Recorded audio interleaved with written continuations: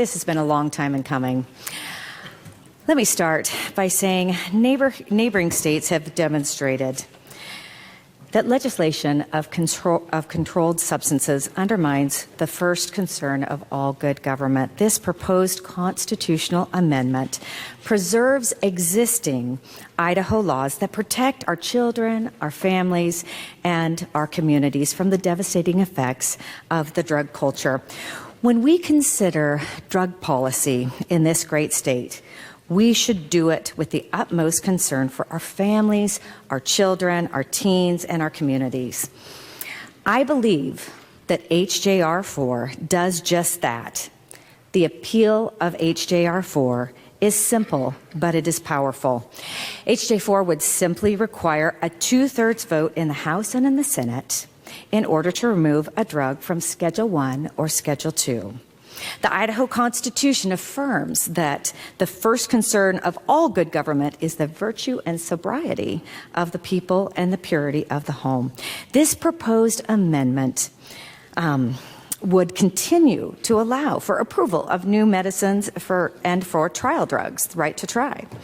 The Idaho Constitution also states that the legislature should further all wise and well-directed efforts for the promotion of temperance and sobriety and morality.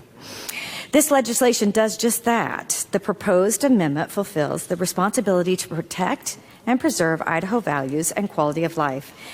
It's a significant step forward in avoiding some of the economic and social costs that otherwise result from increased drug trafficking and addiction when we don't carefully consider removing drugs from Schedule 1 and Schedule 2. So why an amendment? We currently have 133 amendments. This amendment would set forth a vote threshold that we often see when we are considering some of the most important things and most serious and impactful policy decisions. When we consider the drug policy of the state, we ought to have the very highest bar we can for that policy. Requiring that 2/3 on both sides of the rotunda to remove a substance or from Schedule 1 and Schedule 2 does just that. These are highly addictive and often abused drugs. They include things like heroin, methamphetamines. They're not things that we should be taking lightly. We should be deliberative when we consider things of this magnitude. There's a tremendous amount of research in terms of the impacts to society and the economy through drug abuse of illegal drugs. We have to buttress our state against Oregon-style and now Washington-style policy and the drugs that come with them. Addressing legislation in this manner is addressing a matter of access. This, of course, at the end of the day, is about taking this approach to policy to the people. Do they want a higher bar when we consider legalizing the most addictive and most likely to be abused drugs? Giving the people a voice on this important policy matter is impactful and empowering to our people around the state. When we look over at Denver or Seattle or Portland, do we as Idahoans see Boise next? Is that what we want to see our cities, our towns, our communities become? Or do the people want us to raise that bar when we consider legalizing Schedule 1 and Schedule 2 drugs? HJR 4 simply places a choice before the voters. I believe that requiring that 2/3 vote on each side of the body raises that bar and forces us to do the best policy making possible. An amendment to protect, preserve Idaho's children, Idaho's values, our families, and our communities deserves to be put before the people. Thank you. Is there further debate? A good lady from District 31. Thank you, Mr. Speaker. to debate in favor of the bill. You have the floor. Thank you, Mr. Speaker. The people back home deserve the opportunity to have a choice regarding HJR 4. I know there's been a lot of discussion about this bill as it's hung on our calendar, and there are a lot of different opinions about it. But I'd like to speak to just a few of the conversation points that I've heard. Specifically, I'd like to speak to the idea that this is an anti-freedom bill. I'd also like to speak to the idea that it doesn't belong in the Constitution, and I'd like to speak to the idea that somehow we're taking away the voice of the people. So first of all, how do we preserve freedom? I would like to make the argument that if you see freedom just as the opportunity to make a choice, maybe this is restricting freedom because now there would be a higher threshold to have your choice of taking a drug off that schedule. However, freedom is not just the opportunity to make a choice. Freedom is the ability to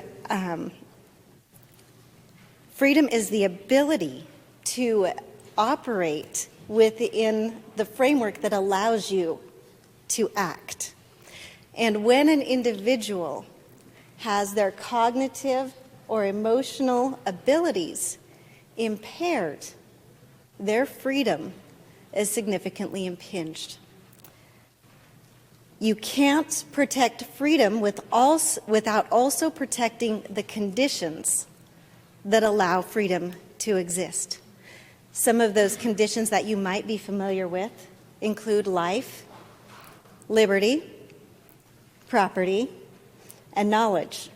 And so in our constitutional republic, because we understand we need to protect these things, we make laws that prohibit the taking of life unjustly, that punish theft and robbery, and that require people to be honest and upright in their contracts and their agreements. It's impossible to protect freedom and at the same time allow an environment that lets people deceptively market addictive substances. There are addictive substances that we already regulate and protect against. One of those examples could be pornography. Not long ago, this body passed a resolution declaring that there's a public health emergency in the state of Idaho because of the effects of pornography. So because we understand that pornography is addictive, because we understand that it destroys and enslaves the people that are caught in the pornography market, and because we know that it leads people to become addicted in a way that destroys their lives and their families, we have laws that restrict the marketing and use of pornography. These same principles apply to the controlled substances that are on these lists. Similarly to pornography, a big money machine exists that benefits by marketing these controlled substances, these addictive substances, to vulnerable members of our society. And I believe that we have a similar responsibility under the law to protect freedom by restricting and regulating those potentially deceptive marketing practices. This is the purpose of having Schedule I and Schedule II and requiring a doctor to write a prescription. It's also the reason that we have a requirement that a pharmacist inform somebody of the potential side effects of these drugs before they take them. As the wife of a husband who works in our mental health system, I can tell you about some of the detrimental side effects of becoming addicted to these drugs. And I'm not going to go into those stories right now. I'm going to leave those stories for someone else. But I can guarantee that when a kid or a teen is offered some of these substances, they're not told that these substances will leave them depressed, lonely, desperate, unable to think or reason clearly, possibly psychotic or suicidal, and will sap them of their sense of purpose and personal initiative.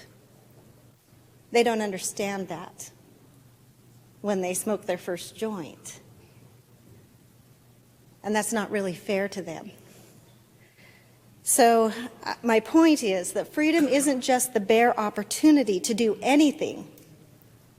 It's the ability to act under the influence of properly functioning cognitive faculties, and the destruction of a person's mental and emotional faculties is destructive to freedom.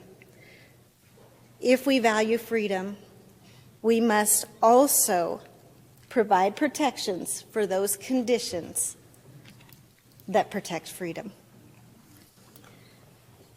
Let's talk just a minute about this idea that this language doesn't belong in the Constitution. I've provided for you a handout. Looks like this. I know you have a lot on your desk, yellow highlights on it. These are excerpts from our current state constitution, and you'll see I've highlighted the vote thresholds in each of those excerpts and circled some of the subject matter that those vote thresholds apply to. The whole purpose of our Constitution is to define how decisions are made and what kinds of subjects should be addressed by government.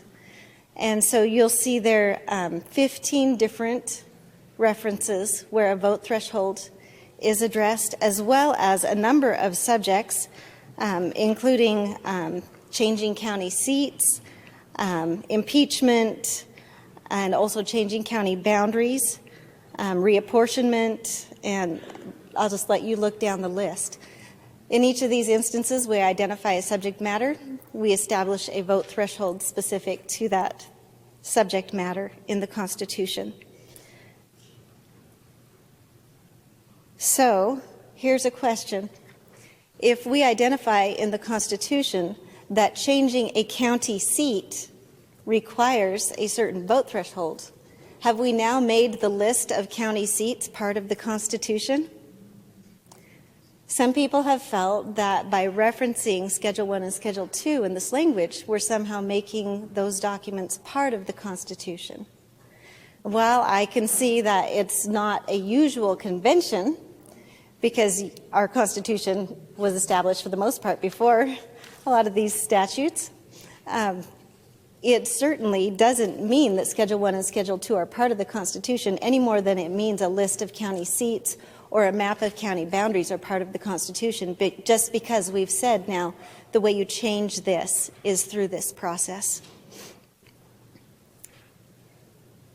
So last of all, in regard to the Constitution, the other thing I've heard is, well, we shouldn't be regulating drugs in the Constitution. And I just would like the body to notice, as you look at HJR 4, that we are adding this language to the section that gives us constitutional authority to regulate intoxicating liquors. So intoxicating liquors, controlled substances, it's very germane. I see it as entirely appropriate. So let's talk last of all about the idea that somehow we're taking away the voice of the people by creating a higher threshold for removing a controlled substance from Schedule I and II. We've had quite a bit of discussion about initiatives.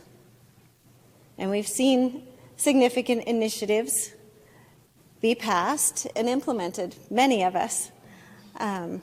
We've also seen some of the issues that can come with that when you have a very robust election campaign environment and you have a lot of promises that are made or statistics that are used. And at the end of the day, nobody's really accountable for whether those facts were accurate, whether the language was good, whether the process was appropriate in terms of how it's implemented in the law. So while there is a place for people to have a voice, I also can see that this process, this initiative process, is particularly ill-suited for issues that are very complex and that need to be dealt with carefully. What we've seen is states around us that have tried to implement medical marijuana. And then they found that what they thought was a system that would prevent abuse has turned out to not be a good system. Even in our neighboring state of Utah, we've seen significant problems with what they thought was a well-crafted change to their state policy. So a policy that needs to be very carefully crafted and narrowly tailored is not the kind of policy that we want to have implemented through an initiative process. Also, I think it's important to think about this. We are not passing legislation that's going to go into effect here.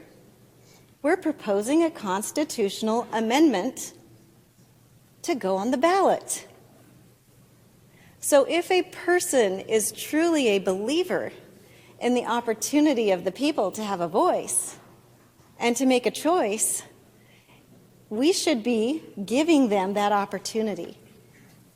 If there's any sense in your mind that there might be merit to this issue, I believe that it would be appropriate to give the people an opportunity to choose, because you can't make a choice that you don't have.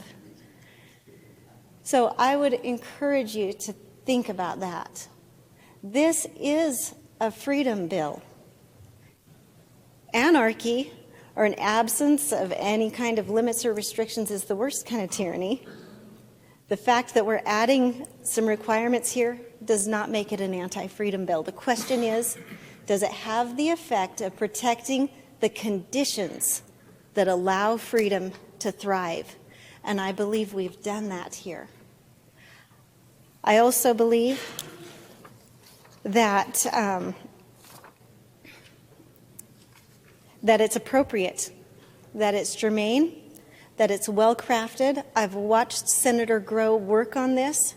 I've seen him come with one idea, pull it back, go to the drawing board after receiving feedback, go to attorneys, go to associations.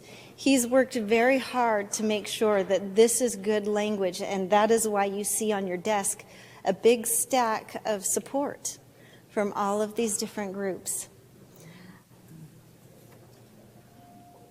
I love our state.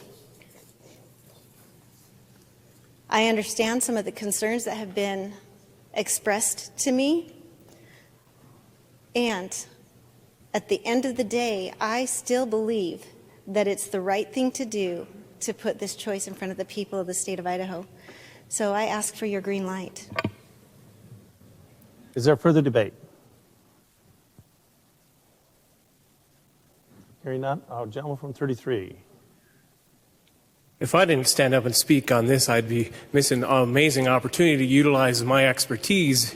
This is one place in the House where I often talk about this as my expertise. So when I was very young, I've been affected, much like many of you, by these kinds of things, drugs, alcohol, our families. So I'd like for a moment, if those of you who are thinking you're going to vote one way or another, put that aside for a second and think about that one person in your family, that one person. Every one of you in this room, in this body, I know have been affected really majorly by somebody who has utilized substances of some form.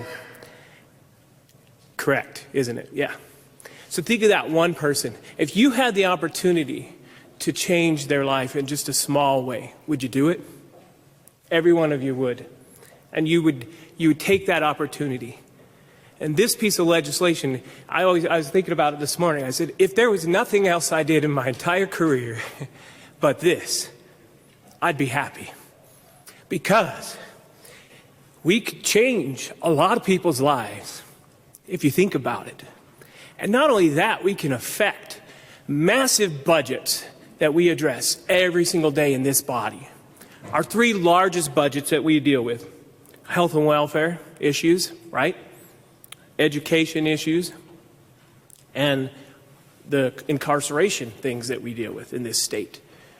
How, if you talk to all the people involved, substance abuse and substance issues affect big time every one of those budgets. And I'm not saying we can eliminate the problem. That's probably never going to happen. But it gives us an opportunity to be involved in the prevention process. There's these amazing surveys that go out in schools every year, and I hope more and more schools will participate in those over time, because what it does is it gives us the data to help us understand what's going on in our own state and our own areas and our own pieces of the community that we live in. And when we look at that data, we see the trends. And one of the biggest trends is that's going on right now is a perception of risk of harm is reducing. Why is that? Because across the nation, people are legalizing every kind of substance and just giving people permission to go ahead and do whatever they want. And that's good that they would do whatever they want, but at the same time, it's not good that they're using these substances and it's affecting all of those big budgets that we're talking about every day. Who's been involved in that process my entire life? Me. I've sat on the front lines and worked with these families that are devastated and destroyed. I've worked in treatment, inpatient, I've owned companies, I've done just about everything you could imagine. I've worked in government policy, and now I'm in the legislature. It's my duty to stand up and speak on behalf of those families that need our help. And they don't get our help when we pass policies that don't protect them from things that they don't know they're getting into. When you work in treatment and you talk to people, they'll tell you they never expected to go that far. They never expected to become a methamphetamine addict. They started with something small. And when we set policy, that's our strongest, most effective thing we can do. And prevention science, I love prevention. You know why? Because it's a lot harder to stand on the side of treatment and watch people fail in treatment. But in prevention, you get to stop the problem before it starts. So that's where my passion is. It's so much fun to be a part of that and to watch children and teens and adolescents and families be stronger. It's our duty. And one of the most strongest things we have, there's 7 strategies we use often in prevention, and you probably see it all the time. We provide information to people. We give them information. We build skills in them. We provide supports when they need that. We enhance access or remove barriers to access to different types of services and programs, and we change consequences to make it harder to get things. We make it illegal sometimes. And then we change the physical design of rooms to make it harder. For example, if I'm a person who's cold, there's a strategy where I can give them a coat. And that's an individualized strategy. But it's not near as effective if I turn up the temperature and I affect this entire room. And that's what we do when we set sound policy. We affect the masses, and we change and we bring those numbers to a place they belong, and we can affect a larger amount of people. So I urge your green light for many, many reasons, and I can speak to you for hours on this subject if you ever want a story about it. But that's for sure. I urge your green light. Thank you. Thank you, good gentleman. Gentleman from 6. Thank you, Mr. Speaker. You know, when this first came up, I got a phone call before we came into session. And, you know, you've all heard me speak about addiction, and I've been very involved with, you know, helping recovery and patients. And this call, they were just sure that I was going to be, hey, I'm going to jump on board with this. And the person described it as, we're going to get rid of psychotropic drugs in Idaho. And I said, finally, we're getting rid of alcohol? Because really, you know, this goes back to that. We give permission for some things, but the people of Idaho overwhelmingly would like medical marijuana. It's off the scales. Nationally, they did a poll recently that was over 90% nationwide. Idaho is the last state to just hold out, to not give people medicine that they need for cancer, for nausea. There's so many things that medical marijuana works well for, especially people that have bowel issues and bowel cancers, because opiates are very constipating. And that's all oncologists have right now, is to provide those drugs that are horrible. Cannabis has never, that I have ever been able to find out, and I've looked at this a lot, nobody has ever overdosed on cannabis. Think about that. How many people have overdosed from opiates? It's a constant. I served on 2 of the governor's opioid task forces. I've been in those meetings. I've seen how detrimental this drug is to people. And here we can give people an alternative. Some of you are aware of the gentleman named Sergeant Jeremy Kitzhaber, who came down here. He was an Iraq veteran. He was told that to go and remove substances out of a bunker and told that they'd been deemed safe. Well, they weren't safe. They were radioactive. So in that, later on, he was diagnosed with the exact cancers that I'm talking about. He went to California and was there when the doctor said, here's some medicine, try it. And it was cannabis. Then he got talking to other patients while he was in California and how well this worked for them. And the doctor said, okay, go back to Idaho. He goes, oh, but you can't take your medicine with you. And so he set out on a 2-year ordeal of studying every state medical cannabis bills that were out there. He came up with a bill that is stricter than Utah. It is very good, and hopefully we will kill HJR4 so that we can get that in, so that we can help people. Another thing we're doing is we're causing Idahoans to be criminals, people who need the medicine. I live in Lewiston. All you got to do is cross the bridge, and there you are. You're at a place that you can legally buy cannabis. I have a constituent whose mother is dying of cancer, and she says, Mike, my mom said if it wasn't for cannabis, she would die because of the pain and the agony that she's going through. And she said, I go over to get my mom's medicine in Clarkston. I'm a criminal. I will lose my job. I will lose everything that she's built for simply getting medicine for her mother. I cannot think of a better definition of throwing the baby out with the bathwater. That's what this bill will do.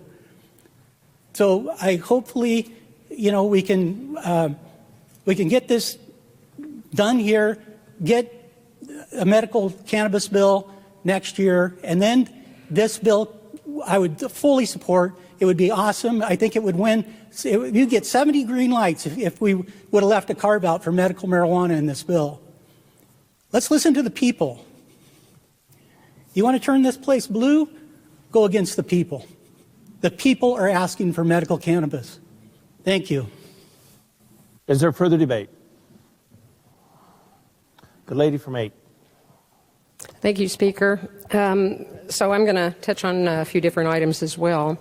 I'm going to speak out against the bill. Against the bill. And the reason why, I'm going to speak out against is because what this bill will do, and unanimous consent to read from the bill, or is that fine? Thank you. In Section 3, it says, shall Section 26, Article 3 of the Constitution of the State of Idaho be amended to prohibit the legislation of unlawful drugs unless approved by 2/3 of the Idaho legislature. That is an easy feat to accomplish. And I'll discuss that more later. But as far as the issue I want to address is CBD oil or hemp. I was asked to possibly run a bill to remove hemp from Schedule 1 because a lot of people in here have constituents who use CBD oil with that very low threshold of 0.3% THC or less. I know for the past 3 years I've tried to run legislation which would allow citizens in this state to use it without the fear of a felony.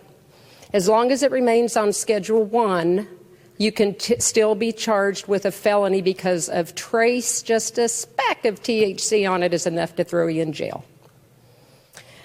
So that was an issue that was brought up to me about a month ago since I had run the proposed legislation before.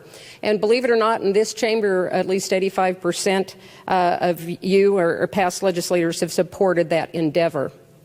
Because we all know a kid who has epilepsy, who has been taking CBD oil. We all know folks who have type 2 diabetes, who have been putting the salve on their knees or their wrist, or wherever they've got inflammation with the CBD oil. And yes, it does have a little bit of THC in it. Fibromyalgia, tons of things that this is used on. And if it helps people, then why don't we allow it to do them? Because it sure as heck cannot get them high. So when The next issue also brings into play the agricultural hemp bill that just passed. I know, and I've heard some of my colleagues here, that they have been approached and told that the hemp agricultural bill removes hemp from Schedule 1. No, it does not. That is an exemption for agricultural purposes only. And if I may refer to legislation that has passed both bodies in these chambers and is on the way to the governor's desk.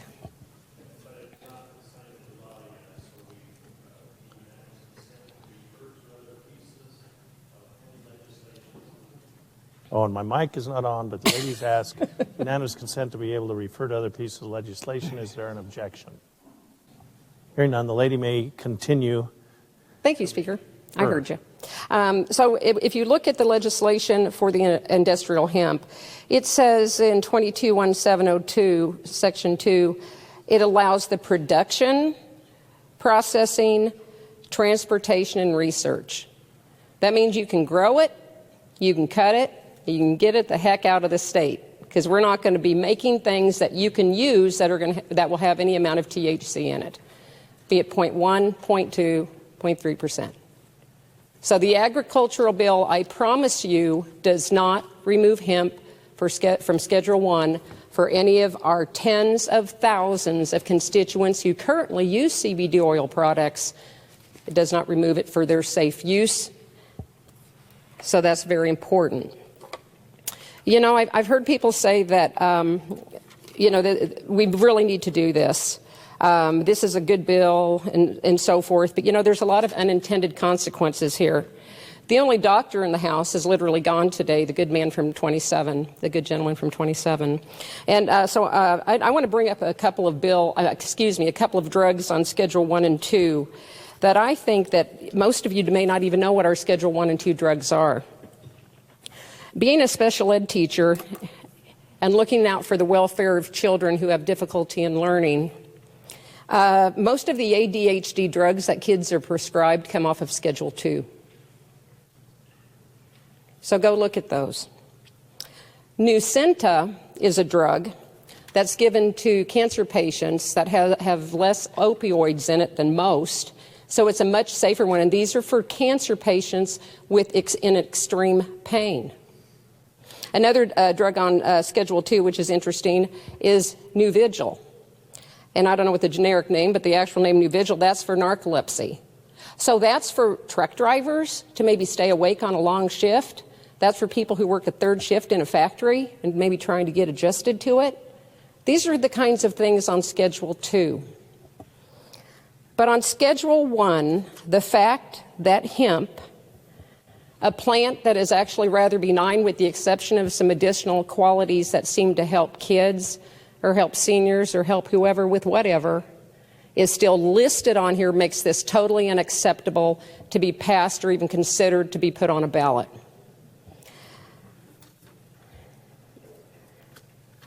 The other thing also, how are we to remove and move around drugs on Schedule 1 and 2? Now, as most of you are aware, last year hydroxychloroquine, there were some limitations put on its prescription between March and June of last year. Of course, we find out that hydroxychloroquine is the best thing to use for COVID.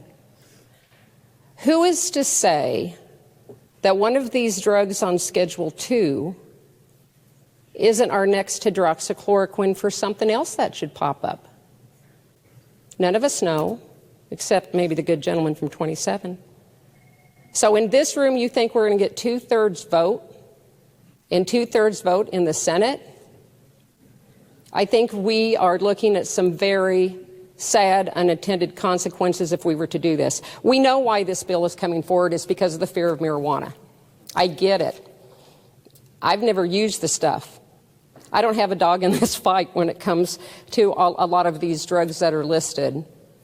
But when you look at what the actual intention is of this bill, it's one purpose only. The unintended consequences of the Schedule 1 and 2 drugs and hemp make it totally wrong. And thank you for the background music.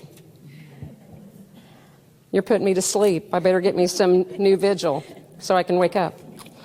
Anyway, in all seriousness, this is a very serious issue that I know they're trying, that the bill sponsors are trying to attempt to get a grip on.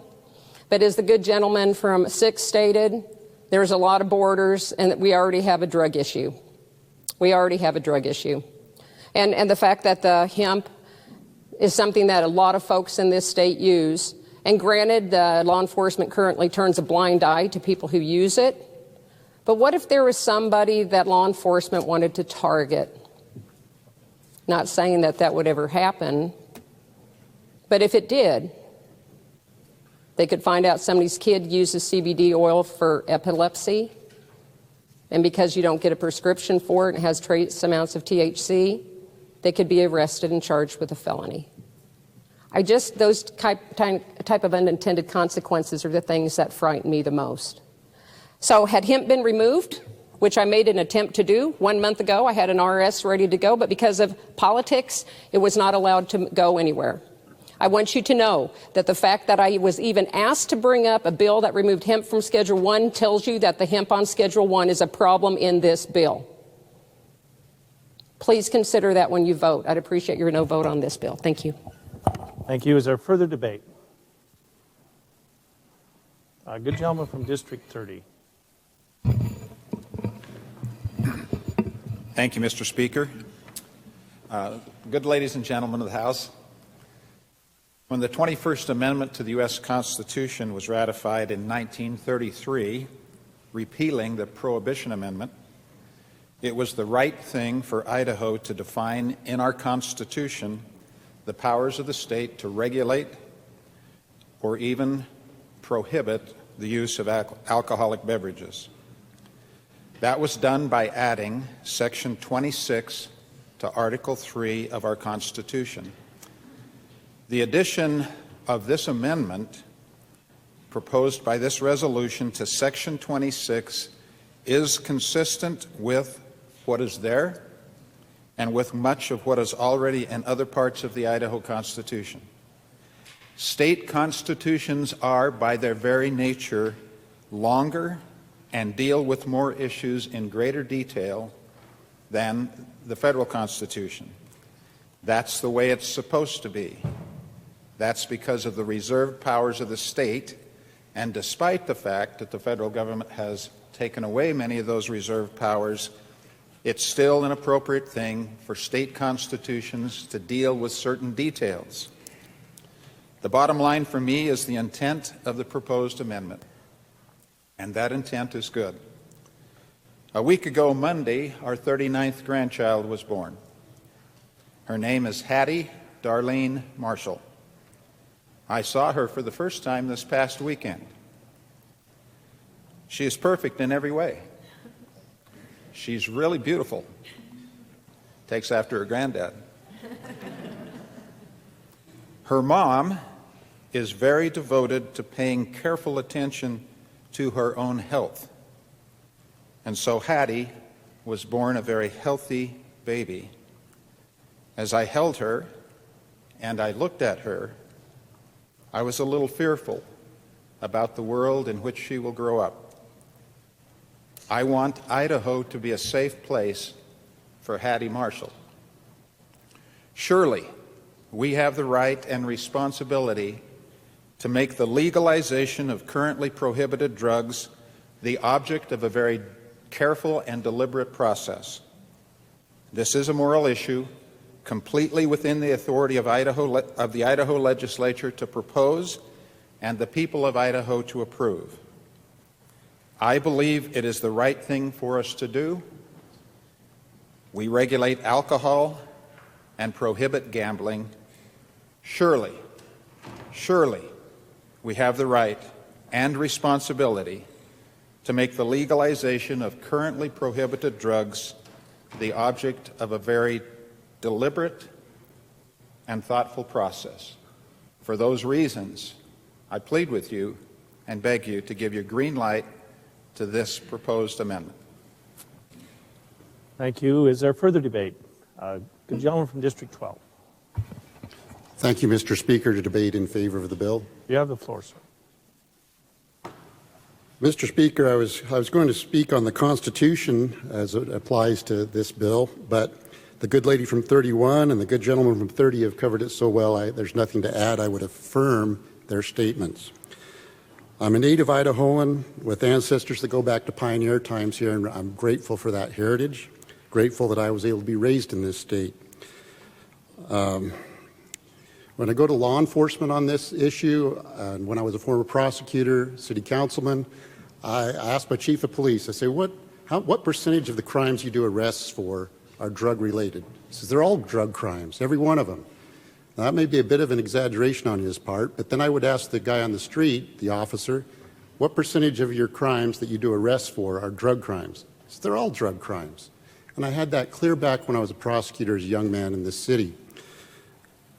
The illegal drugs are related to so many of our crimes. And as you can imagine, I won't go into each of those. Now, across the nation, we're seeing this drug addiction flourishing. We're seeing it hitting once fine cities across the nation, some of which have already been named. Just last week, or maybe 2 weeks ago, I had a couple from Colorado, older couple, just moved here from Denver. And it's a common theme that I get, and some of you are getting, or almost all of you probably getting from the new people in our state. Please don't let Idaho become whatever city or state they moved here from. How can we help you make it that way? And they inevitably talk about how drugs change the culture of their city. I see this bill as one way to slow that or stop that, that we can still address those other drugs later. I think it's very possible to do that when it's time. Let the people of Idaho vote on this matter. It's serious enough. So I ask you for your green light. Thank you. Is there further debate? Gentleman from District 32. Thank you, Speaker. I've been undecided on this bill, but I have some points to make. This bill, to me, is just an attack on marijuana. I mean, seriously, is methamphetamine going to be legalized anytime soon? It's made with Drano, coolant, heat additive. I used to be a parole officer for the state, and I would find these meth labs all the time, full of these chemicals and garbage, and same with heroin. You know, I'll be legalized at all in the future? I don't think so. This is a marijuana bill. Let's call it what it is. Something that bugs me a lot about this is the good gentleman from District 6 brought up the opioid crisis. I watched a documentary recently, and I've dealt with this myself. I had addicts that were addicted to opiates on parole. I would pull their pharmacy reports, and I would see these doctors be drug dealers. They would dish out opiates day after day with these addicts. But that's okay, right? They're legalized drug dealers. I would go to prosecutors. I would go to anywhere I could to get these guys charged. No one would do it. No one's talking about that. Here we are worried about marijuana when the opioid crisis is a much bigger issue. Why aren't we dealing with that? It's really bugging me. I'm still undecided. I haven't decided which way I'm going to go. But let's deal with this issue.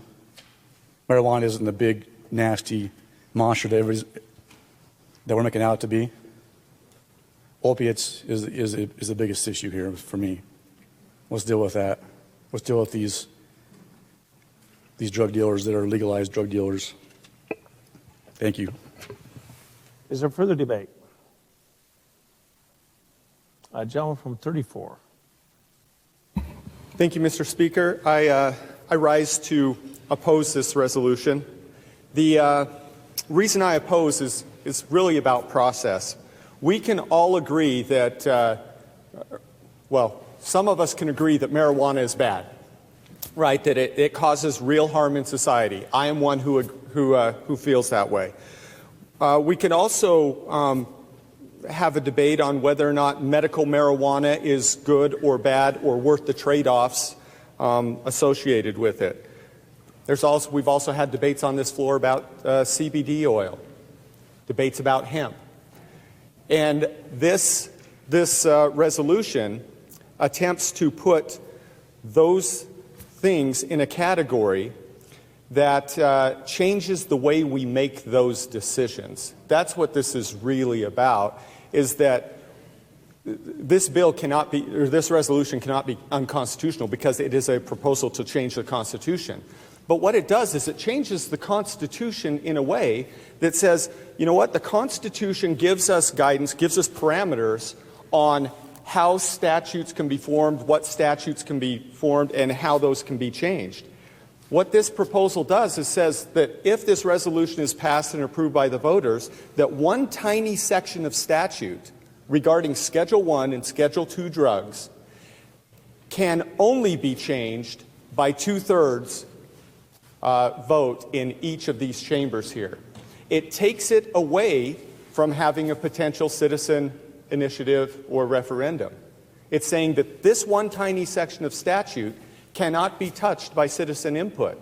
So for the argument to say, hey, this is a pro-democracy move to let the citizens decide, well, we're saying that if the citizens decide this way this one time, it's taking away citizen input for all of the future on this one tiny section of statute that says there is a different threshold, a different way to change this one tiny section of statute.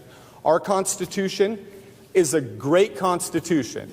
It has been put together and it has been amended several times. The amendment process works, but we don't have to approve every amendment proposal that comes. I say this amendment proposal changes the way our Constitution treats one tiny section of statutes. So, while I can stand here and say I am not for the damaging effects that marijuana has on people's lives, I would advocate against any kids or anybody using marijuana for medical purposes. I can still oppose this constitutional amendment and say there might be better ways to approach this problem. And so I'm a no on this. I would encourage you to preserve the integrity of all our statutes as they're treated in the Constitution by letting them all be changed in the same way rather than 50% on, 67% off for two sets of drugs. So thank you. Is there further debate? The lady from 30. Thank you, Mr. Speaker. I rise to debate in favor of the bill. Have the floor. Thank you, Mr. Speaker. Several years ago, I was in the Denver airport waiting for a flight, and I found that I had time to get my boots shined. So I was up in the seat, and the woman shining my boots asked where I was from. And I said, Idaho Falls. And the man next to me suddenly joined the conversation because he had he was on his way home from interviewing for a job at the Idaho National Laboratory. And he wanted to know all about Idaho Falls. So I talked about our low crime rate, our low traffic, no pollution, good schools, good arts community. I did acknowledge that it was cold and windy, but that was the only thing bad I could say about it, and so that I should just shut up. The woman listened and became very emotional because she had two tweens who I think they were like 10 and 11 or something like that, 10 and 12. And she was living in a challenging neighborhood that had led children of that age to experiment with now legal drugs in Colorado. She said it was destroying her neighborhood. It had destroyed her neighborhood. She didn't feel safe there anymore. She wanted out. She wanted her children out. I left her my card and my cell phone number and invited her to call me if I could be of any assistance. I never heard from her, but I wish I would have, because she was a desperate mother because of the change in the culture of her state that unfolded in a way that was devastating to her family and neighborhood. We know that for every dollar in tax revenue that comes in for this in Colorado. Another $4.50 is expended to mitigate for the effects of it. And it's really difficult to measure the effects of psychosis and homelessness and violence and crime and suicide. I concur with the gentleman from 12 and others that have expressed the impact on crime. It's a real problem. We know that more money's made out the back door than the front door anyway, and that's not taxed. But the effects become our taxpayer dollars to pay for it.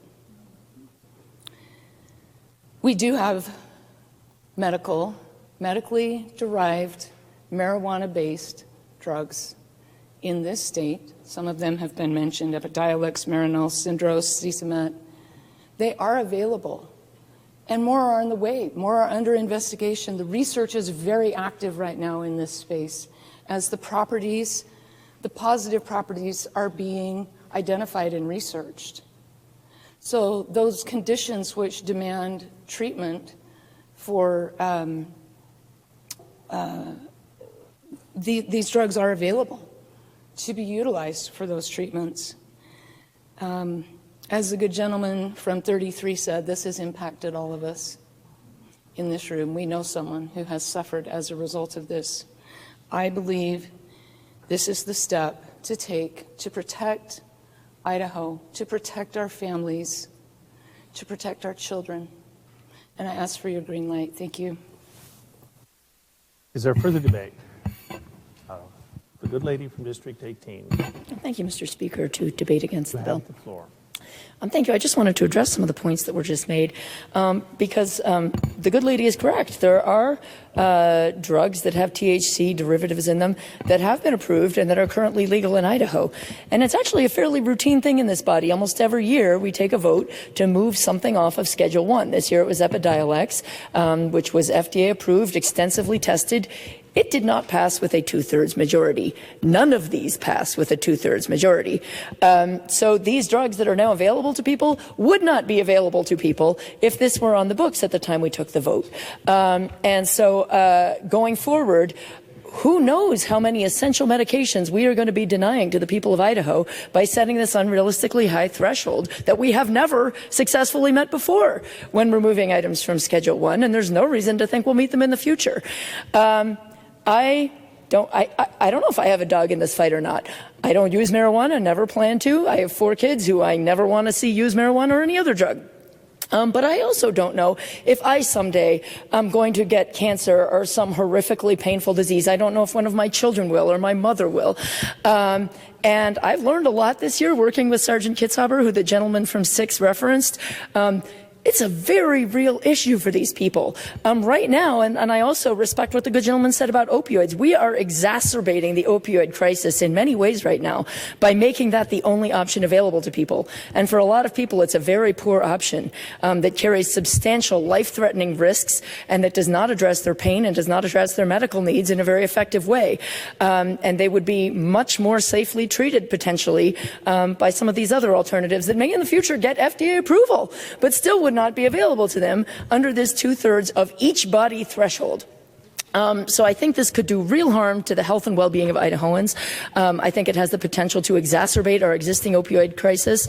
And I think it's a very non-compassionate approach to dealing with the very real medical needs that we know about already and that are likely to only increase in the people of Idaho. But I think it is important for you all to know that we wouldn't even have the approved medicines that we currently have available to Idahoans under this standard, and I think it's a dangerous Pandora's box to go down this path.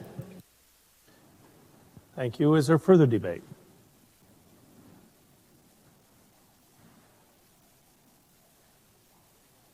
The good gentleman from District 13. Thank you, Mr. Speaker, to speak in favor of the resolution. You have the floor. I appreciate the good gentleman from 32's comments putting a finer point on this, that this does appear to have marijuana at the heart of this resolution. I'm fine with having that debate in this body and this body weighing in on the issue of recreational marijuana. But today I want to drive a very clear stake in the ground as to where the gentleman from 13 stands with regard to the legalization of recreational marijuana. I do not support it. I will never support it.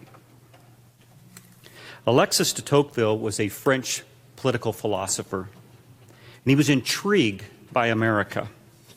He came over to find out what made America the unique country that it was. De Tocqueville said, after all of his travels around the country, America is great because America is good. And when America ceases to be good, America will cease to be great. I commonly refer to our state as the great state of Idaho. I proudly say that. The adoption or the legalization of recreational marijuana in the state of Idaho will never make the state of Idaho the great state of Idaho. 3 years ago, I watched a documentary produced by a gentleman in Eagle, Idaho, called Chronic State. And it was showing and interviewing individuals from the state of Colorado and talking about the impacts that legalization of recreational marijuana had on the state of Colorado. And the good lady from 30 highlighted many of those problems. Incarceration rates are up. Contact with ER or ER rates are up. The cost for prisons are up. The societal cost for recreational marijuana is very high. You need to be clear that the marijuana lobby is very closely watching this debate today.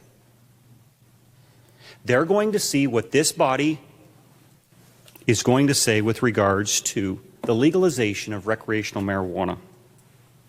In the state of Oregon, the pro-marijuana lobby spent $6 million to legalize marijuana in the state of Oregon. The opponents could only muster $600,000 to try to fight off that. In every state that they have legalized marijuana, it has started out with CBD oil, followed by medical marijuana, followed by recreational marijuana. If you don't believe me, look it up, do your research. It's coming to Idaho unless this body draws a very clear line in the sand that we fundamentally disagree and we do not want in Idaho recreational marijuana. Signatures are already being collected right now for the 2020 ballot to place before the voters of Idaho whether we want to legalize medical marijuana. I've got two young kids. I've got a 13-year-old son and an 11-year-old daughter. And I'm going to do everything in my power that I can to make sure that recreational marijuana is never legalized in the great state of Idaho. So I would urge you today to support this HJR, and let's keep Idaho great and keep marijuana and the purveyors of marijuana out of the state of Idaho. Thank you, Mr. Speaker. Thank you, good gentleman. Is there further debate? Gentleman from 28.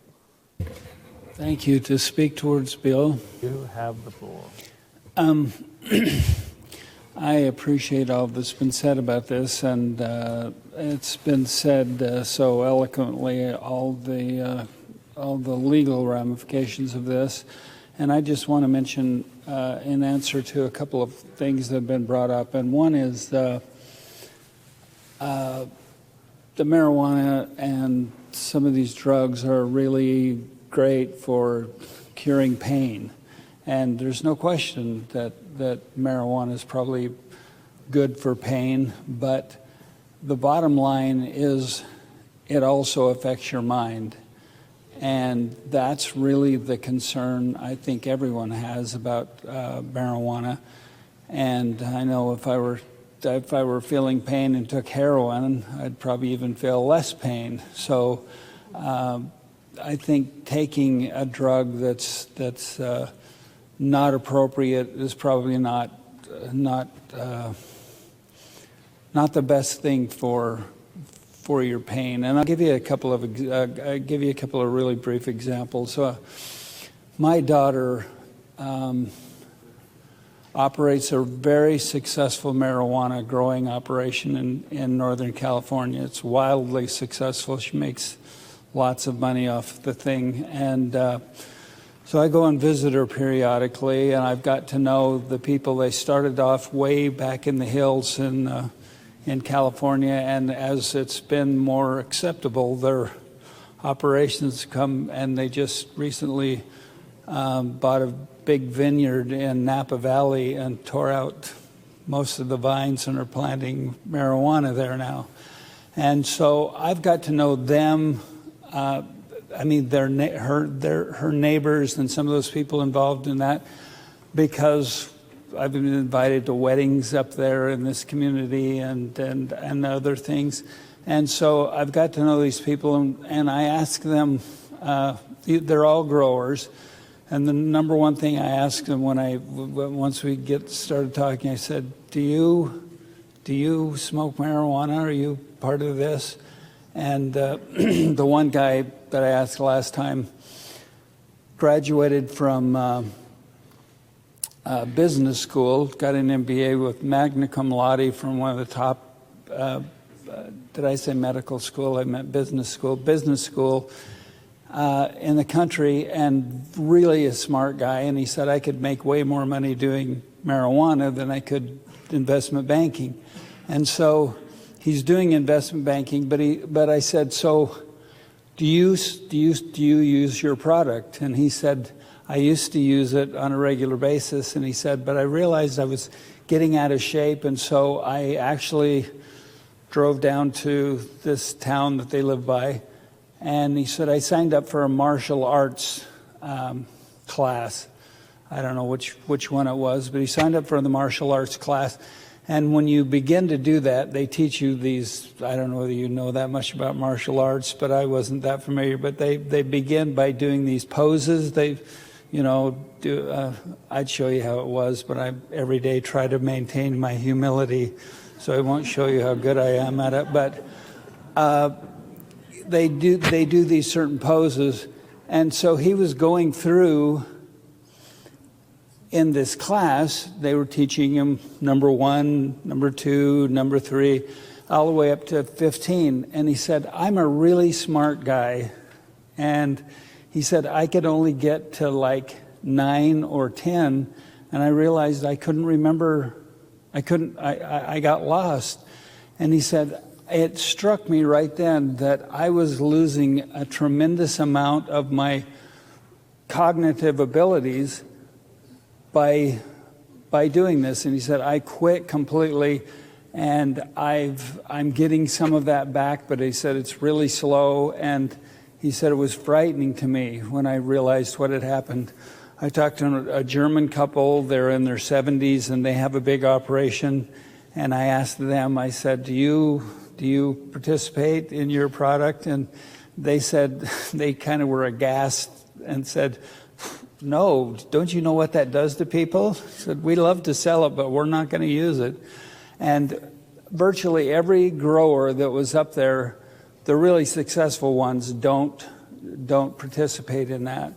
And I have a nephew who started smoking marijuana when he was about in middle school, and right now is in just about 30, and kind of has the emotional age of someone who's still 15, hasn't been able to keep a marriage successful, hasn't been able to keep a job, and it affects your mind. It may be really helpful for your pain, it may be helpful for a lot of things, but it negatively impacts your mind. And I'm worried that my grandchildren are going to be a part of that, and I just know that if you just think of this one thing, 20 years from now, where are you going to be? Where are your grandchildren going to be? Are we going to be a better state if we allow this? I'll just give you the good gentleman from 13 just mentioned how this goes. Let me just give you the number.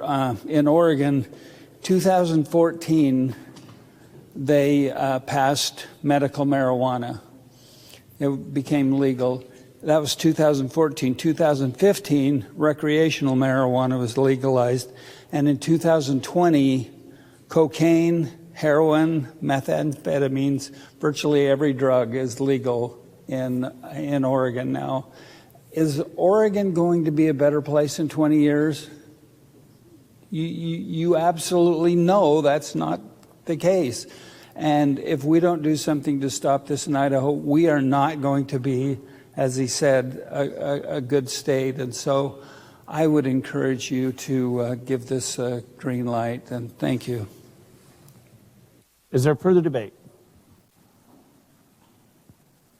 Who's going to go first? Lady from 33.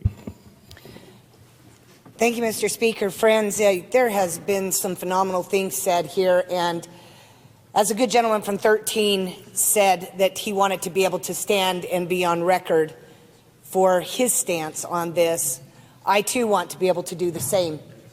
During my debate during the campaign of this past season, we were asked a couple of questions and they just wanted a yes or no. And one of the questions my opponent and I were asked was, do you support the legalization of marijuana? That was simple. I said no, she said yes. I think we're conflating some of the issues here.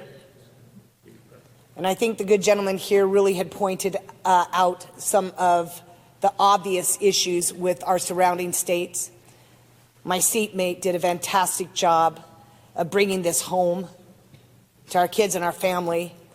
And I'll tell you what, the good lady from 31, I got to quit pointing people out because I'm going to leave you out. We have had some phenomenal discussion.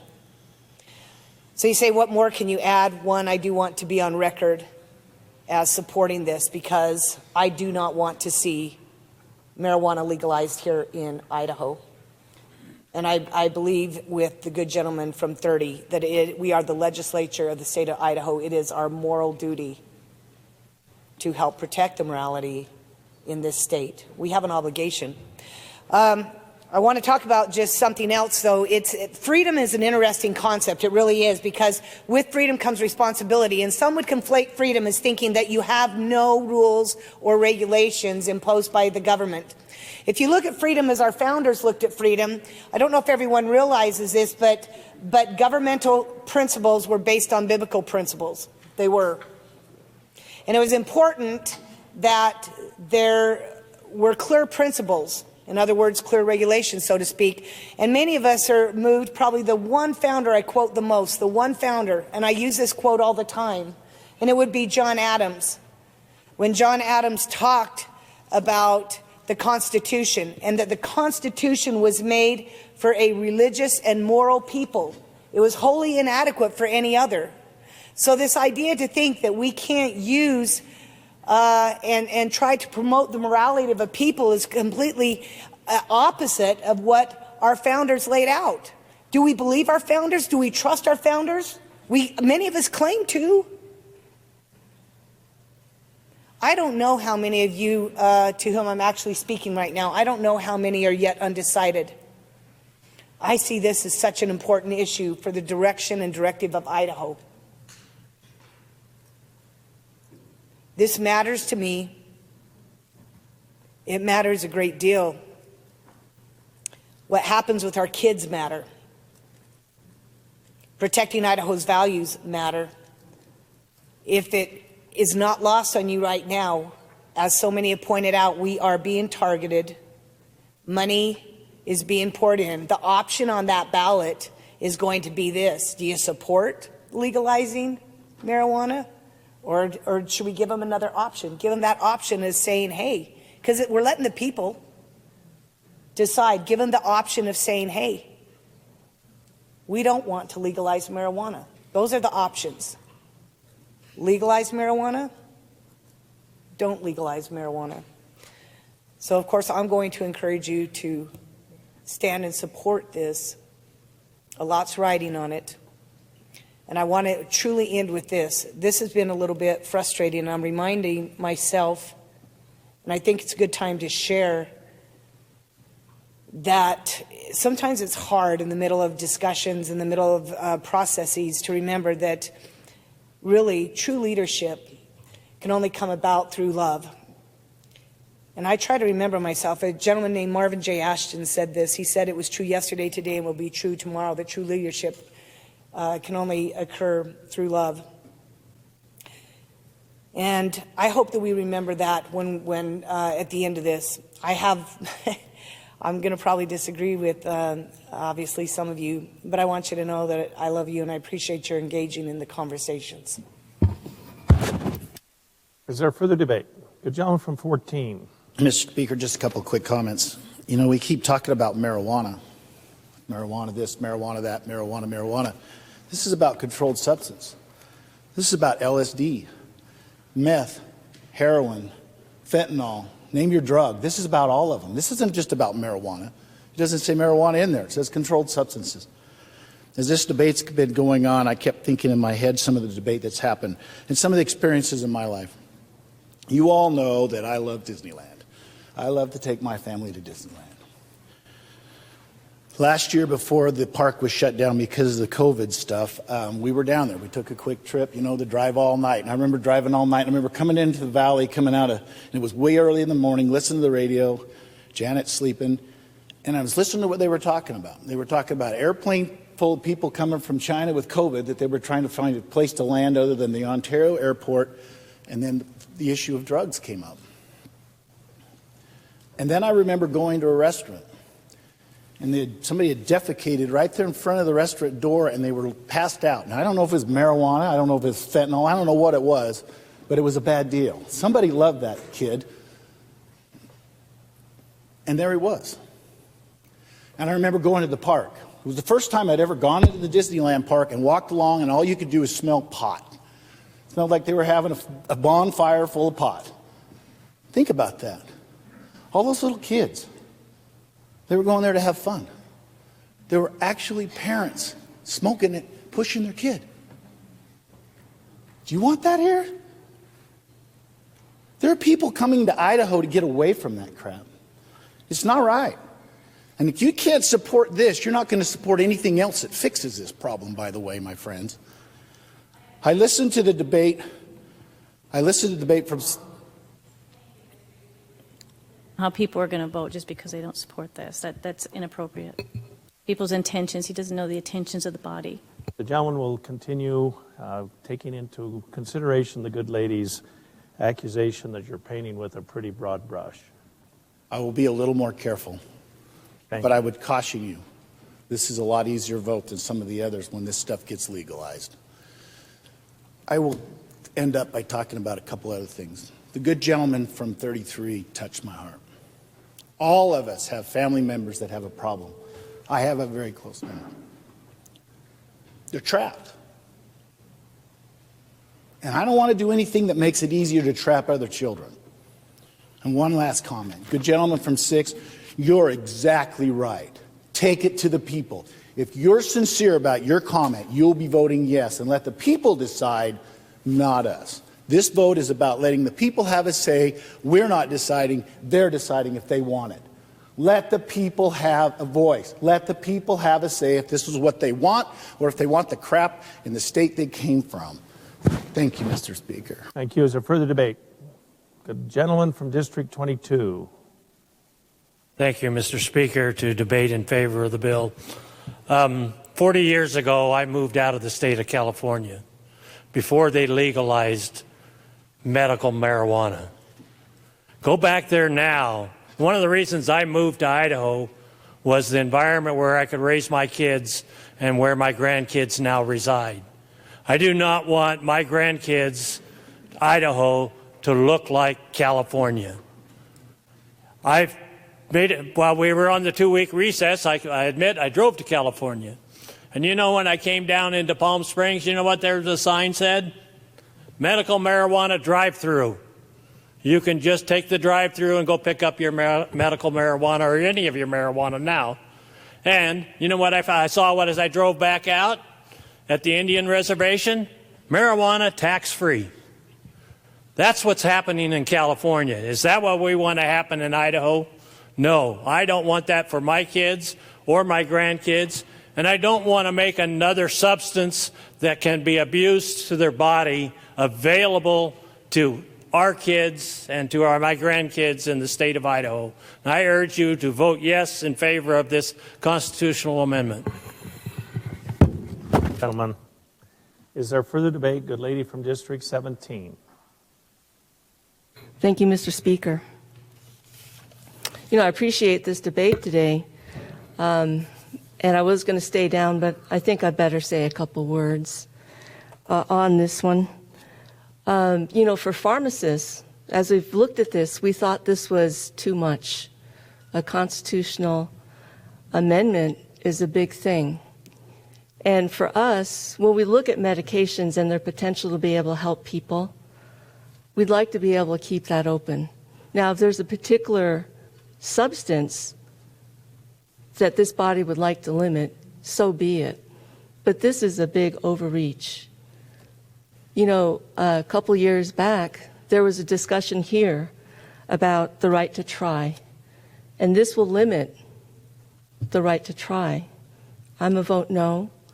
I think this is overreach, and if there's a substance that you're concerned about, let's pass some legislation about that substance. Thank you. Is there further debate? The lady from District 5. Thank you, Mr. Speaker. I'll be brief. This body has shown that we have strong support for 0.3% CBD oil, and I think it's really important that we continue to voice our strong support for that. I also think it's important for us to be able to just say no to drugs. I think that's what this piece of legislation does, and lets our constituents also weigh in on that. So, but I do want to reaffirm that I think there's a strong desire here within the body to support the 0.3% CBD. Is there further debate? Good lady from District 9. Thank you, Mr. Speaker. I have always been against drugs. With the people that I ran around with, even to this day, I'm one of the very few who never tried marijuana. And that is because when I was a sophomore, I saw a girl at a A&W drive-in, I think that's what it was, or Arctic Circle, who had taken LSD, and she thought she had spiders all over her and was pulling her hair out. It scared me to death. I thought, if this is what drugs do, I don't want anything to do with it, and I have totally stayed away from it. I taught my younger siblings that if I ever found out they were even at a party where there was marijuana, it would be their last day. And I told my children the same thing. And as adults, my brother and sister and my children tell me that is the reason they never, ever tried any of this. But as you also know, I'm a cancer survivor. And so when Right to Try came up, I thought this was fantastic. When I was going through chemo, one of the pharmacists at Misty talked to me about we should pass a bill of Right to Try and how important that is. I think there are a lot of substances that we're going to find in the future have other uses, and I hate to limit them. And at this point, I'm in agreement with our only pharmacist in here, the lady from 17, that we should instead, the ones we don't like, let's ban them totally. The other thing that you probably all need to know is my mother got hooked on Oxycontin as a 70-plus-year-old. We could not get her off of it because she had pain issues. She ended up killing herself because of it. So I am going to vote no, but it certainly is not because I like drugs. Thank you. Is there further debate? Gentleman from 28. Thank you, Mr. Speaker. I just want to share a few things. I had a summer job in Colorado in 2010, and they had legalized medical marijuana, but recreational hadn't been passed yet. And I worked on a dude ranch, so there was almost 100 employees, and there was one individual there that had an old arm injury, and so he could get all the medical marijuana he wanted to supply all the 100 employees that all smoked pot. And I shouldn't say all. Obviously, I didn't, but I'm generalizing. But it fascinated me how that worked. How just one little previous injury led to all this marijuana. And then with time, they voted to pass recreational marijuana. And I talked to quite a few people before the ballot initiative came, and they were very much in support of it to pass recreational marijuana. And then since then, I've talked to them, and they're all very much opposed to what has turned into their state in Colorado.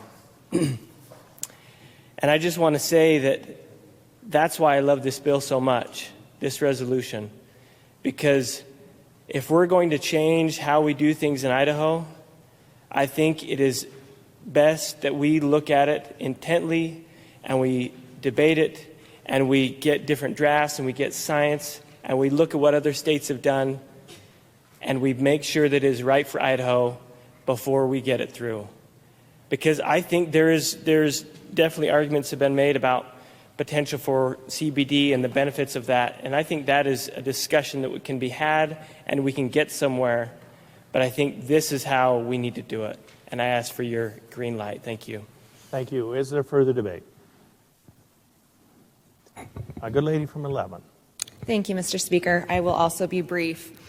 I would love to support this. I actually really would love to support this. I think we can all agree that we don't want to see our state become Colorado or turn into the states where they're having major problems.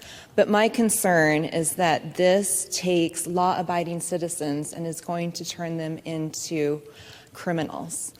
I, too, also know people that have gone through so much and have had either cancer or MS or things. My dad died of MS. But they have gone through so much, and when they get to the point where they would rather die than continue living because the medications that they're taking and the things that they are doing, they're still in so much pain and have so many issues, and nothing can alleviate that, they would rather just die. We need to be able to give people the opportunity. Right to Try was put in 2018, and there was a reason for that. We had people all across the nation that were to that point where they would rather die than to go on because nothing could help them.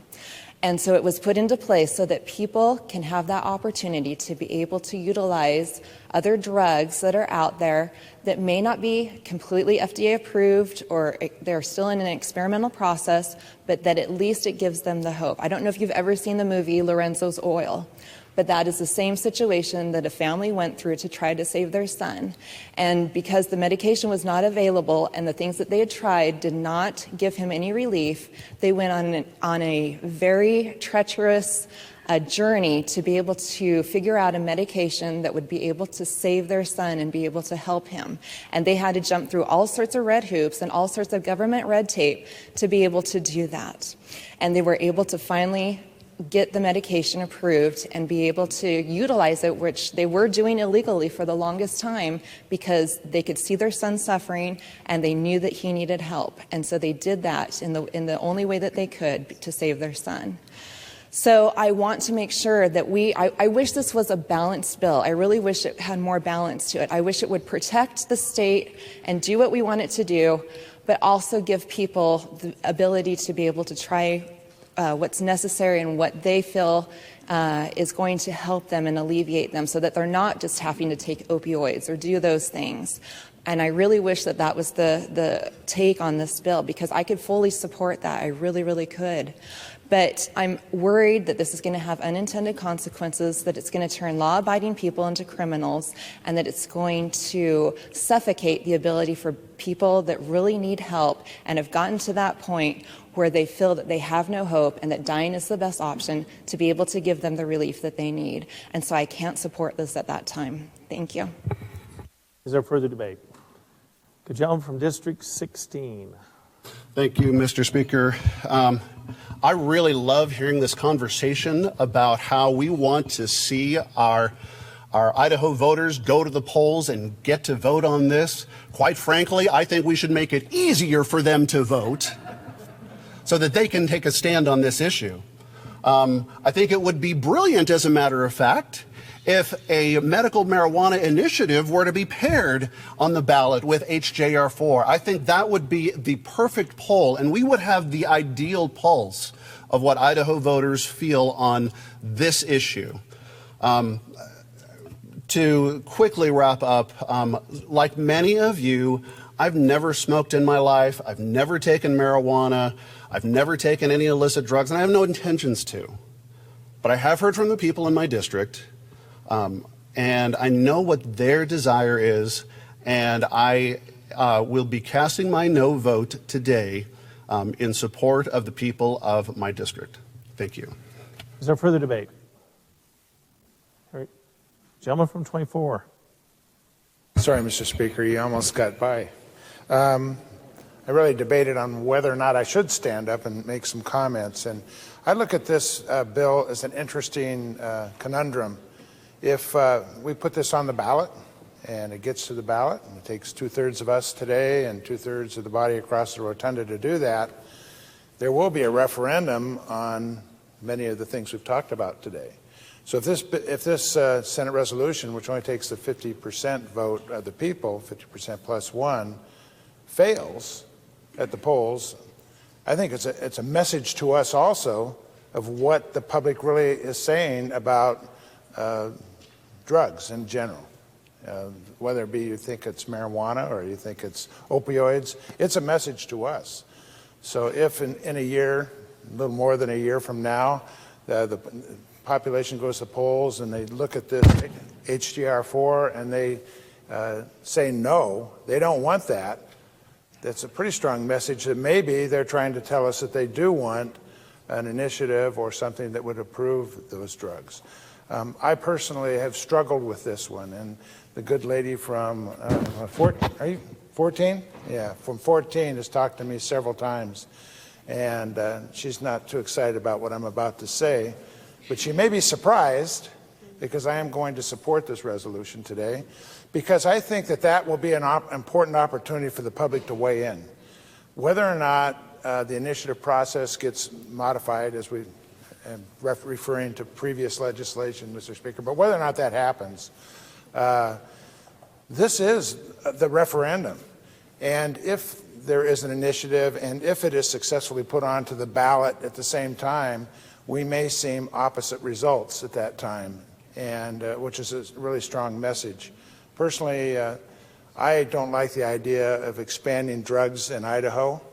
And I'm not favorable to that, but I am favorable to the idea that people are going to tell us what their belief is, and because it takes 2/3 here, this is the message. This will get this on the ballot. This will be the referendum on this issue, whether or not there's an initiative that's parallel to that or not. So, Mr. Speaker, I am going to be voting yes. Thank you.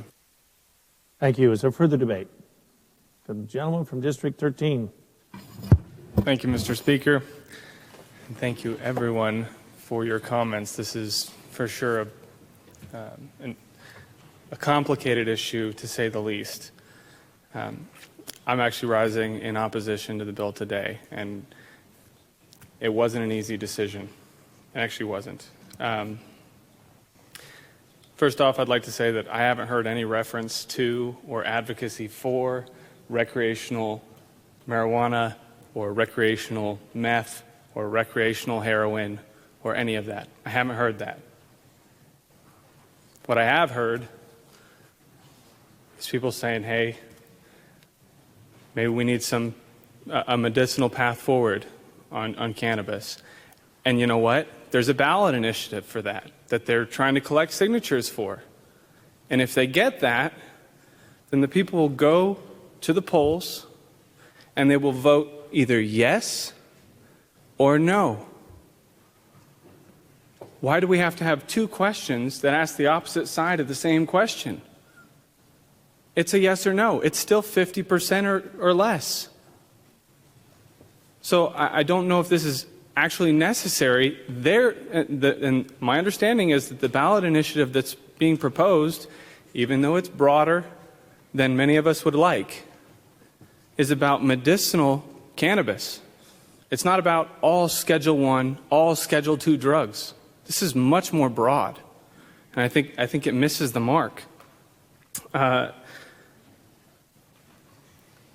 wanted to talk a little bit about addiction, because our society is heavily addicted to all sorts of stuff. And, You know, I come from a clergy background, which is a little bit abnormal, I guess. And you know, there are addictions in the clergy too. And it may not be alcohol, and it may not be nicotine, but you know what? There are a lot of obese people in the clergy. And if you say, well, that doesn't alter your mind, you have never seen anybody in a food coma. So, addiction is a real thing. It spans all spectrums, and the biggest perpetuator of it are the people who push the drugs that the FDA approves. I know. I've gone through the VA process. It's there. You know, something else that was brought up in this debate that really made me think. You know, I grew up in a family of 6 kids. And I have 2 children of my own. I have a 6-year-old son. He'll be 7 this Saturday. And I have a 6-month-old daughter. And I love my kids. But, you know, growing up in a family of 6 and raising my own family now, I got to say the state has never been the one that defined morality or sobriety in my home. So I appreciate the intent, and I'm looking at section 1, and if it's all right with everybody, I just want to read that again.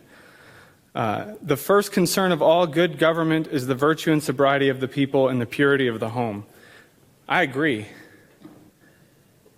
But I don't think the state can truly do that. I think it takes an eternal vigilance in our homes. That's what makes Idaho great. The laws of Idaho, yeah, they're great. But that spirit of morality and sobriety doesn't come from the government. I'll tell you what. We sure like to control alcohol, as has been mentioned. We sure like to control tobacco sales.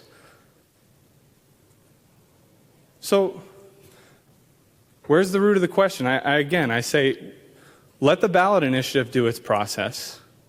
Let them vote yes or no, and let's watch that instead of making a blanket statement. So, even though I know there was a ton of work put into this bill. I don't think there's been a bill that's been lobbied more than this bill. But I urge you to vote no, and if you vote yes, it's okay. I'm not going to hold it against you. This topic has been brought forward so broadly, but it's much more specific than that, and so I urge you to vote no. Is there further debate? For what purpose does a good gentleman rise? To debate a second time. Does anyone wish to debate the bill for the first time? Gentleman from 20. I don't really want to debate the bill at all. First time or not, but I guess I will take my shot. 25 people have so far, and I guess this is my year. I don't really debate bills very often, but I will this time. Twice this year, 3 times. This will be the 3rd one. I apologize. I agree with the gentleman who just spoke. It starts in the home, first place. Most important. Family. That's where it needs to start. Guess what?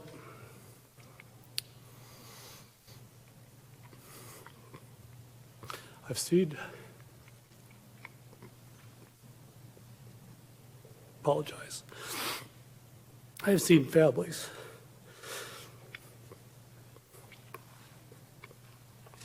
that have done their best to do it in the home. Let's make it easier for them to do it in the home. How about the government support the family instead of breaking the family down? This is a way the government can support them by making it a little bit harder for the adversary to get in the way of the family doing their job and saving their children. All of you know I come from a law enforcement background. You know how I feel about these issues. You know how I was raised. You know how I've tried to raise my children. I lost one. He's doing all right now, but it's been a rough life for him.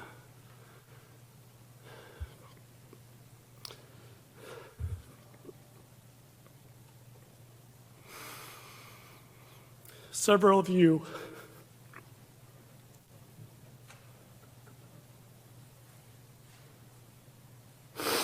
in this room stood between me and the media when my child was arrested,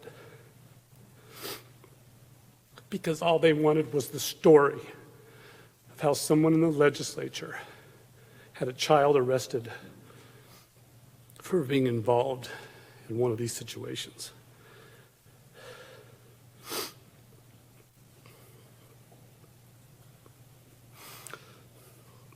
Let's help the family.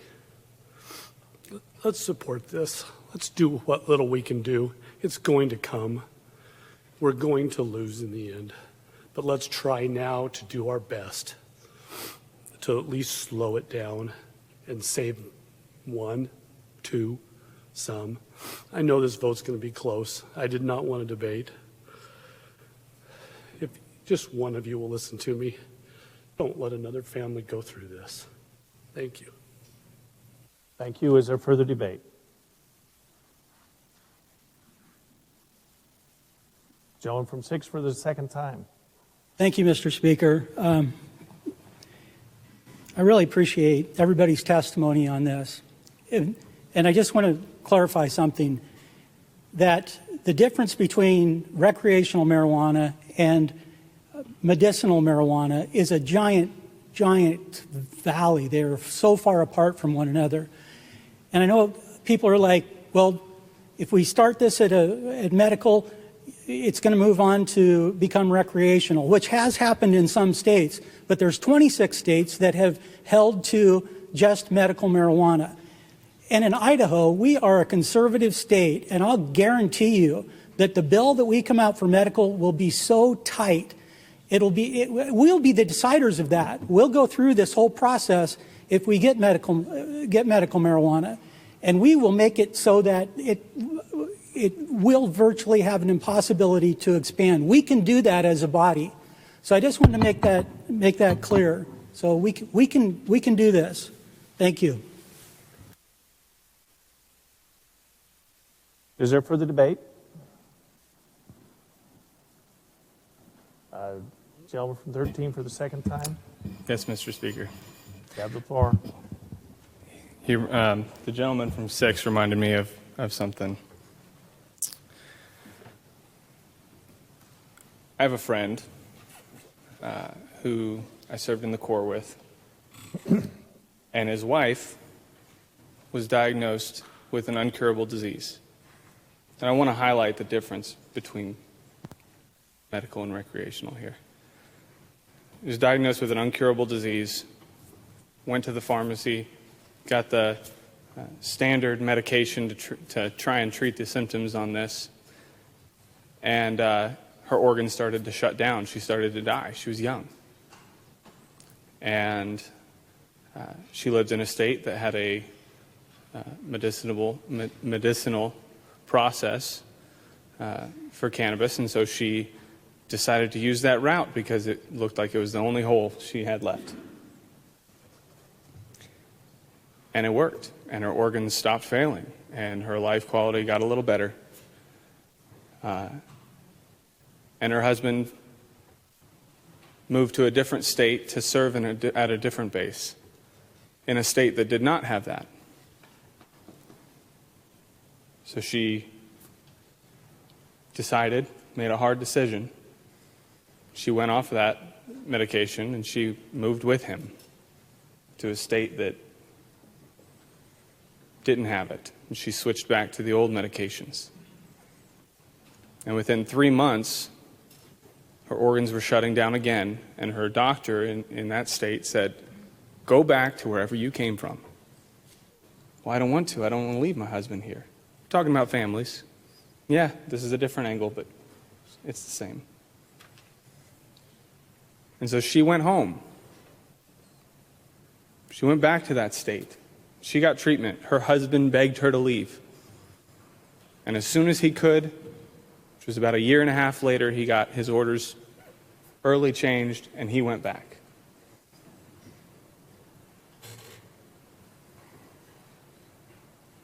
If we pass this, if we bring this question before the people, it takes us 2 steps back from getting to a place where we don't have to be that state that they moved to. I don't want to be that state. I don't want Idaho to be the state that says, yeah, we don't have an avenue for you to come here. It's not a perfect, there's nothing perfect about this. I haven't seen a single perfect bill yet. No offense to any of you. But yeah, I just wanted to share that with you. Thank you. Is there further debate? Lady from 17. For what purpose? For a second time. You have the floor. Thank you, Mr. Speaker. This is getting really real, our discussion today. And, I have to tell you that my dad's not alive right now. And the reason why was because of an addiction.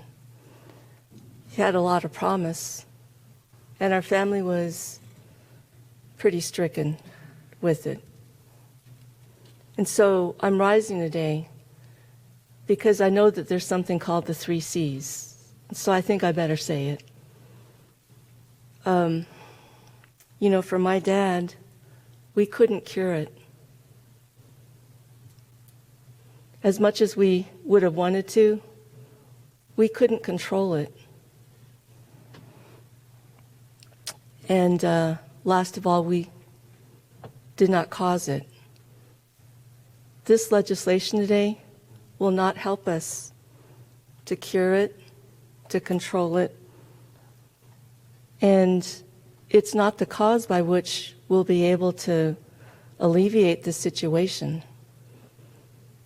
That would be done by a different means that we've been working on in this body.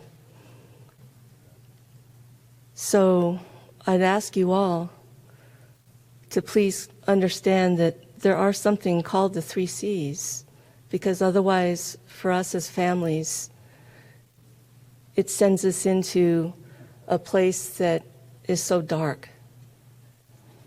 So with that, I would say that let's work to help our families, but this isn't the way, and please vote no. Thank you.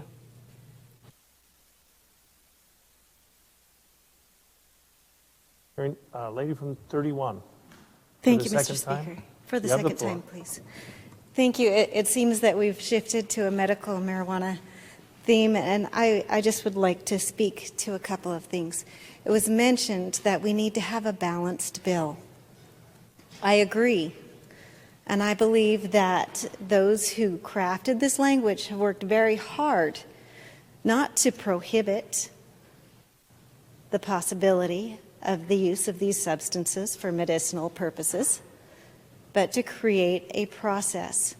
The protection that comes with having a drug on these schedules is the requirement for a prescription. And the problem with medical marijuana is the easy availability. And so while there is a difference between an intended medicinal use and an intended recreational use, in practice, it doesn't always work out that way. As I was working on this bill with Senator Groh, we heard stories of a family in Utah, not too far away from here. There's a medical marijuana dispensary there just off the freeway.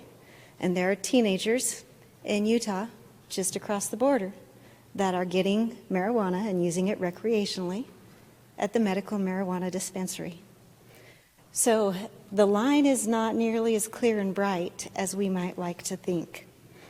Now, there's been a concern raised about CBD oil, and I know that that's something that there's been broad support for in this body.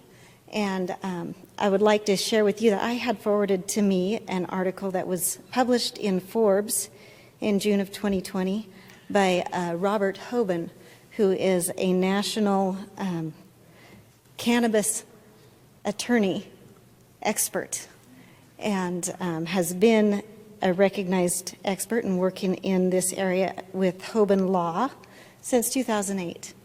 And one of the things that I learned from reading his article is that there is what's called the source rule when it comes to CBD oil. The source rule says that if the source is a legal source, if it's hemp and it's under that 0.3%, then it's legal.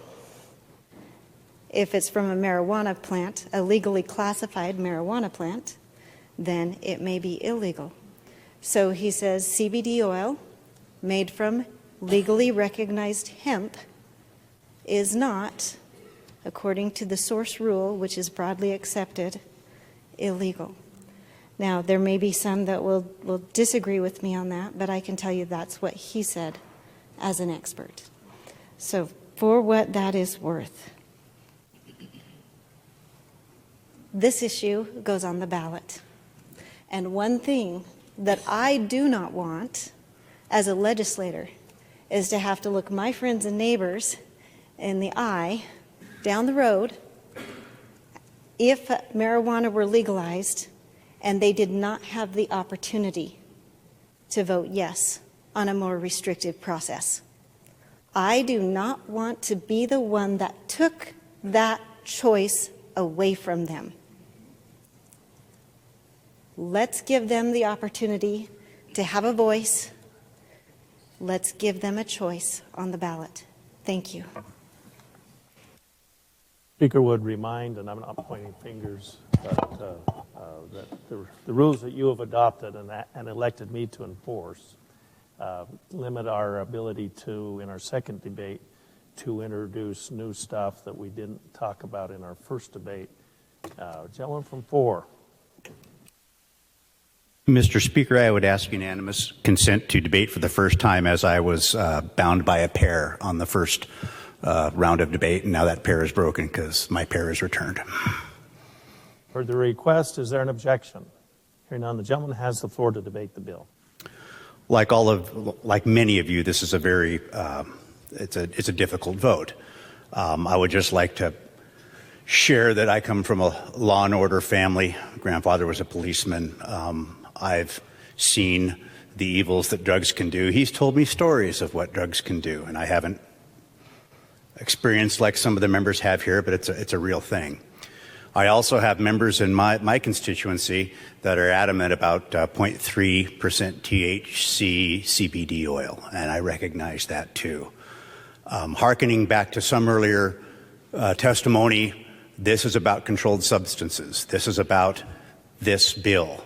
I see nothing that could stop the body from next year bringing a 0.3% CBD oil bill or any other bill, in that we have time to do this. So for that reason, I'll be voting to support this bill with the full expectation that this body has the power to do things in the future. Thank you. Thank you. Is there further debate? Good lady from 8. Thank you, Speaker, to testify shortly for a second time. You have the floor to debate the bill for the second Thank you, Speaker. time. I just need to address that a Forbes magazine article does not change our Title 37 Schedule 1. Anything with trace amounts of THC is still illegal in this state, no matter what a magazine article says. And secondly, again, the two-thirds vote that the good gentleman just brought up, the two-thirds vote could not be arrived in the other chamber for 3 years, so I think it'd be a difficult threshold to remove CBD oil or any hemp product with 0.3% THC. Thank you. I just wanted to clarify. Is there further debate? Good lady from District 11 for the second time. Actually, I would like to ask the sponsor a question, Mr. Speaker. Will the good lady yield to a question? Lady yields. The good lady yields. Thank you, good lady. Thank you, Mr. Speaker. I just have a question in regards to, has there been any illegal opinion in regards to the impact that this legislation would have on the Right to Try Act? Lady from 14. Thank you. A legal opinion on I'm sorry, would you repeat that question? The Right to Try Act, I believe, is what she said. Thank you. The full So, answer. I appreciate that. So my understanding is that this is not impacted. This does not impact. We have a very strong right to try bill or legislation that it has been around and used, and so I think that right to try legislation was carefully crafted, and I would guess that we would need courts to decide, in fact, if this were to pass, how that would impact a right to try. Thank you. Thank you. Is there further debate? Good lady from District 1. Thank you. Just a follow-up question for Will the the good lady lady. yield to another question? The lady yields. The lady yields. Thank you. I just got confused with your last statement because it's to my understanding that there's a hierarchy of law and the Constitution trumps our Idaho code. And so if something's in conflict, the Constitution is number one and the code is number two, administrative rules and all the way down. So could you just clarify that last answer? Thank you, lady from 14. Yes, good lady. I would absolutely agree with that hierarchy. And again, I think that if this were to pass and if there were a question, it would absolutely be, it would be a court decision that would decide that. But again, absolutely agree with that hierarchy. Is there further debate? Hearing none? Will the good lady from 14 please stand and close the debate? Thank you. Ladies and gentlemen, might I just start by taking a privilege? I would like to recognize we have some folks in the gallery with us today, some of whom testified in committee and shared very personal testimonies, both of their experience and of their personal, sometimes tragic experience with family members, and I just want to recognize them today. Ladies and gentlemen, this is personal. The experiences with family members, the personal experiences that have been shared here today have pulled at us, and I appreciate those that have shared such personal experiences. Again, some with very tragic and very painful outcomes. Like most policy that we do in this building, it is personal.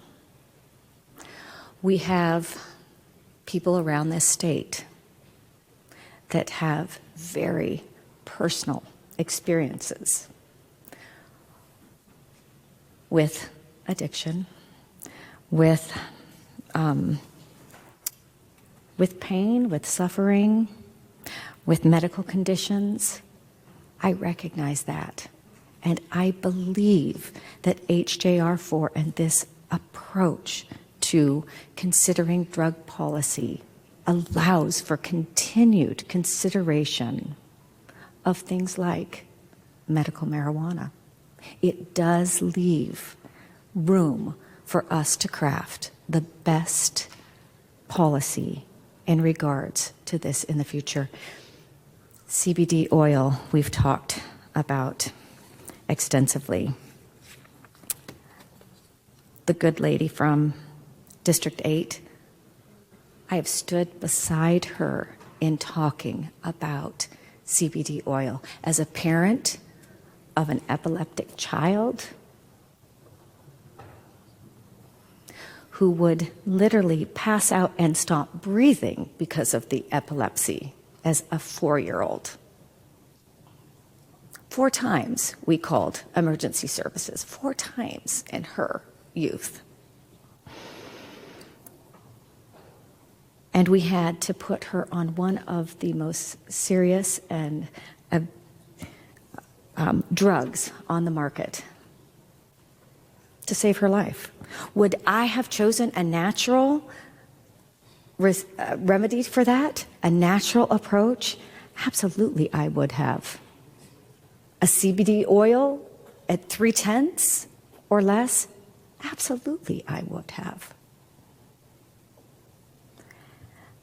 That can be our future. With a 2/3, putting this question to the people regarding the threshold. Again, we've done this 15 different places that just the good lady from 31 pointed out. We do this and we come out with the best possible policy.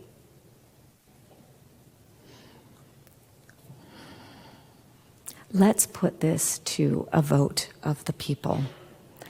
Let's let their personal experience inform their personal vote around this state. That's what we're talking here today. We have talked about medical marijuana. We have talked about recreational marijuana. We have talked about that CBD at 0.3.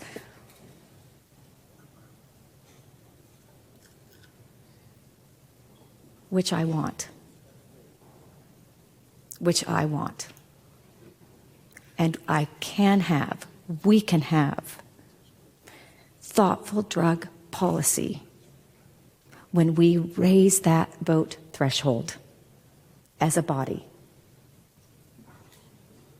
Let's put that to the people.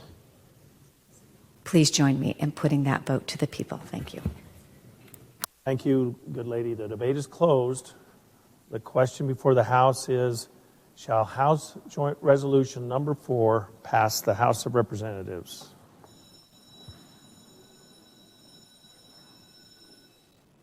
The clerk will unlock the machine and the members will record their votes. Pairs.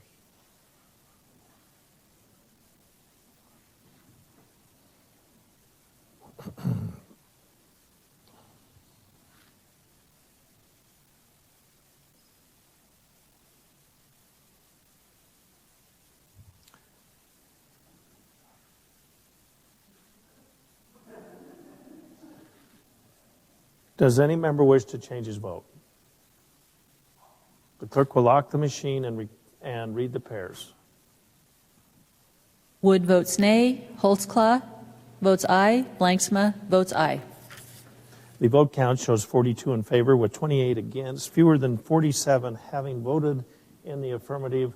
House Joint Resolution number 4 has failed to pass the House and will be retained in the office of the Chief Clerk.